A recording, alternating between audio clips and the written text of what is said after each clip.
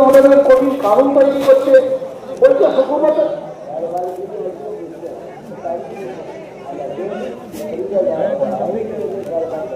হযরত বলছেন যে মানুষ আমরা ব্যবসা বাণিজ্যের জন্য অভিমানী আর তাবিজ দিই, হালাল আল্লাহ তাআলার বিধান যে ব্যবসার জন্য নষ্ট করছি, আল্লাহ তাআলার বিধান নামাজ যে ব্যবসার জন্য নষ্ট করছি, নামাজের বদলার কারণে ব্যবসা নষ্ট হয়ে যাচ্ছে।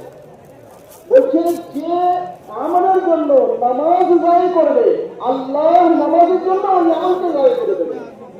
যে আমলের জন্য, যে কাজের জন্য, যে ব্যবসা বাণিজ্যের জন্য মানুষ নামাজ জারি করছে, নামাজের বদলার দ্বারা তার ওই ব্যবসা বাণিজ্য শেষ হয়ে যায়।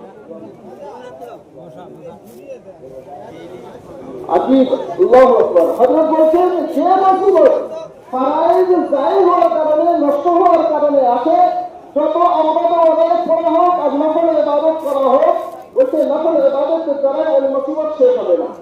ফরজ জারি করার কারণে যে মুসিবত আসবে, সে মুসিবত ওয়াজাইফের দ্বারা, আওরাদ ওয়াজাইফের দ্বারা ওই মুসিবত শেষ হবে। হযরত বলছেন ফরজ জারি করার কারণে যে মুসিবত আসে, ওয়াজিফা পড়ার কারণে ওই মুসিবত শেষ হয় না। একই কথা হযরত বারবার বলছেন, একই কথা হযরত বারবার বলছেন আমাদের চিন্তাধারা পরিবর্তন করার জন্য, যে ফরজ তো আমরা নষ্ট করে দিচ্ছি, মসজিদ খালি করে রেখে দিয়েছি, নামাজ হিলাল করে দিয়েছি, আর ভাবছি আমাদের ব্যবসা বাণিজ্য হয়ে যাবে।